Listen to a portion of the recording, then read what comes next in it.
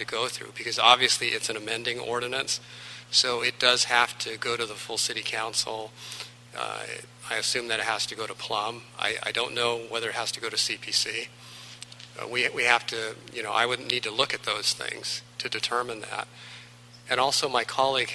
Yes, if I may interject here, I think we're getting a little far afield of what's agendized today. What you're proposing is beyond what was agendized. So to comply with the Brown Act and the public notice, you would have to agendize what you're proposing to do at a different meeting.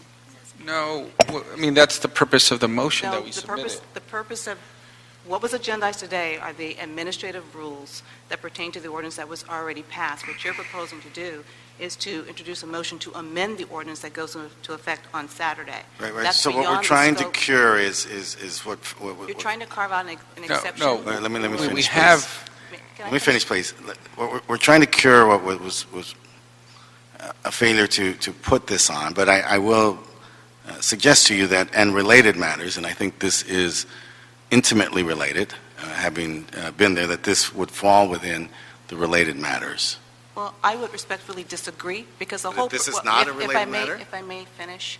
Tell me why this isn't a related matter. Let's just... If I may. Yeah, if I may. please. The whole purpose of the notice requirement is to give the public an opportunity to appear so that they can follow the subject and discuss it and raise issues. But what you're proposing to do exceeds what was described in the agenda, which is to talk about the administrative rules. So, Tell me to- why this to be is not a fair- related To matter. be fair, I think I just want you to tell me why this isn't a related matter. It's related, but it's not closely related to what was described on the agenda. Yeah. So I think it would be best to agendize what you're proposing to do at the next meeting. Councilman, Ken Fong, if I may intervene, the motion that you prepare with the directives, and I think Mr. Weezer seconded, is pending before Plum. A mechanism that you can use is waive that motion out of Plum and send it straight to the council. It'll be before the council agenda. Let the council adopt it, and that is the mechanism to give the city attorney the instruction. so the item number 7F is not before us today in this No, committee? it's not, Councilman. I What's thought before? that's the purpose of this committee today. No, right? today is the administrative rules. Those motions, a litany of motions that were submitted are not before today's agenda. They're still pending in Plum.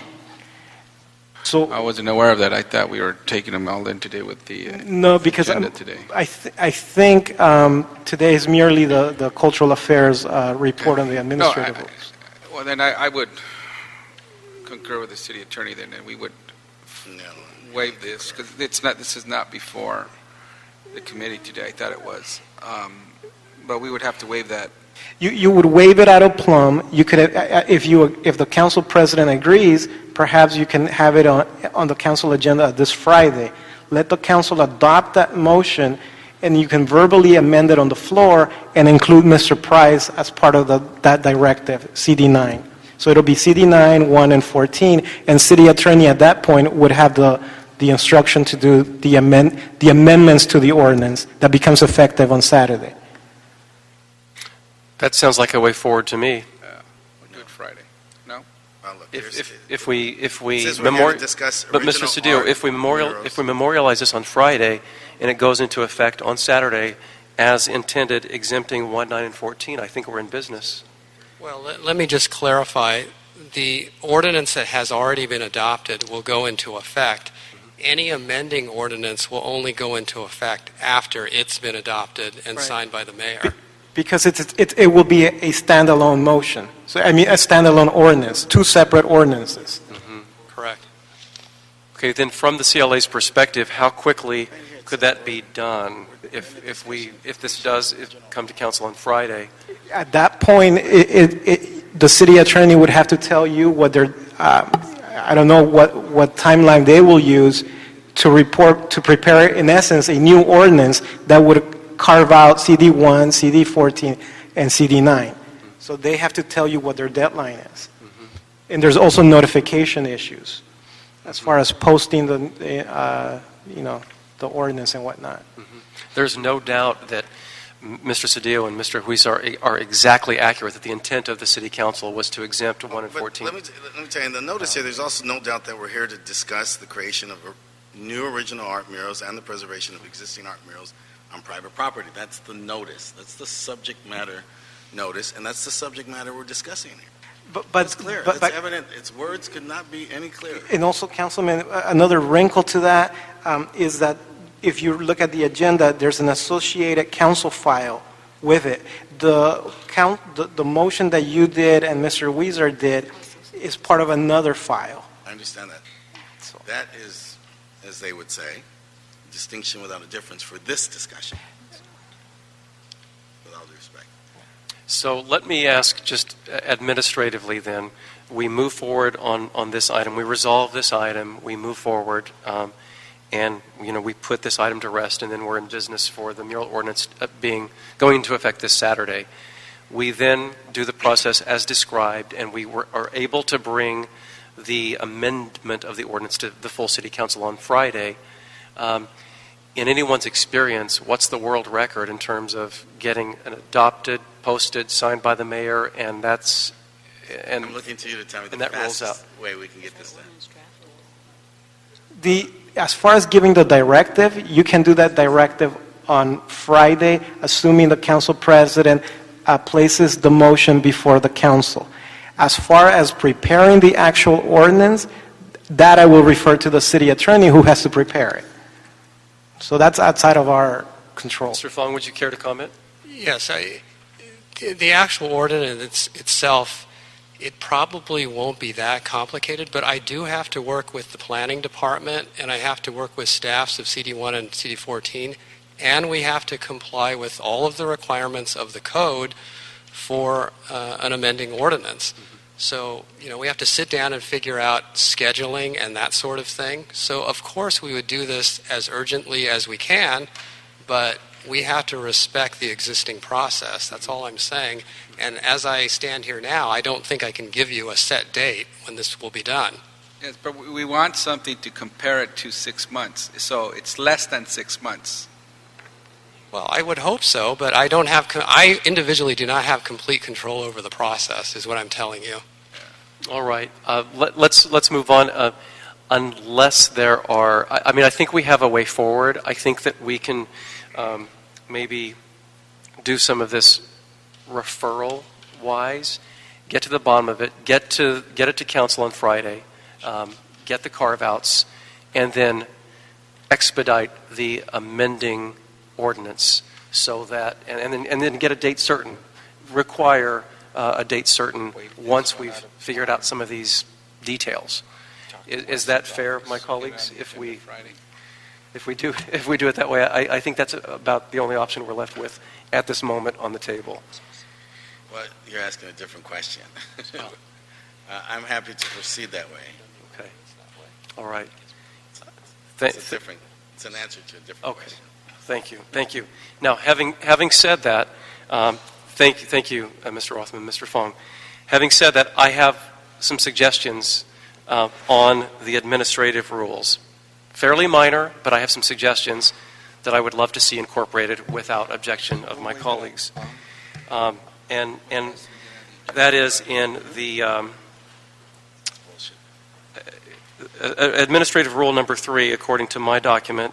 Applicants who place a mural on a lot with 2 or more residential units are required to notify the lot's adjoining neighbors, and the applicable community council, homeowners association, or block club.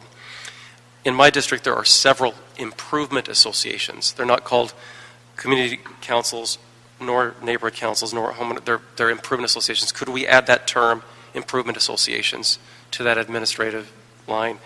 The other is in relation to maintenance.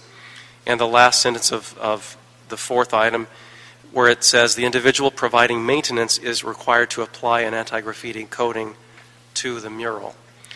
I would respectfully request that it be modified to read, excuse me, the individual providing maintenance is required to apply an anti-graffiti coating immediately upon completion of the mural. So it's more specified. And I'm not asking for more oversight. I'm not asking for inspectors to go out there. Just to put the burden on the artist and the business that make the agreement. Are there any objections to refining those rules?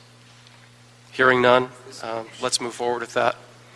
I think we're done with item 1. Forget this motion. Councilman, Yes. so your action, to be clear, you're adopting the administrative rules as amended? As amended, thank you. We're adopting the administrative rules as amended. Yes, sir. Okay, thank you for that clarification. Seeing as there are no objections, they are adopted. Thank you.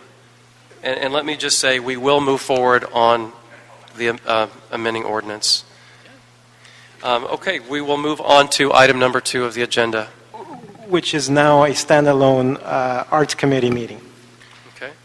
Item number 2, this one has only been referred to the Arts, Parks, Health, Aging, and River Committee for consideration today.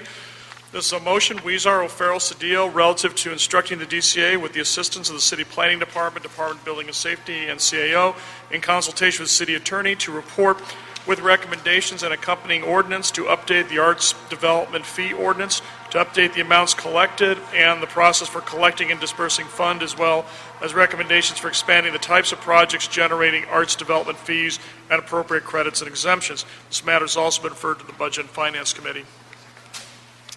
All right, and this is really only amending the motion to include the CLA and instruct the CLA to report to the committee within 45 days. That's all this is about. So having said that, do we need to hear from the CLA or Cultural Affairs? I just asked that. I don't think that we do either. This is amending the original motion that my colleagues Cedillo and Huizar and I introduced,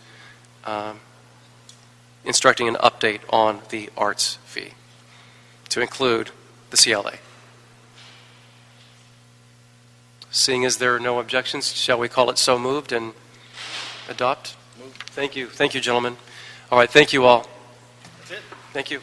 So we are now adjourned. Thank you. Thank you, Mr. Chair. Thank you, sir.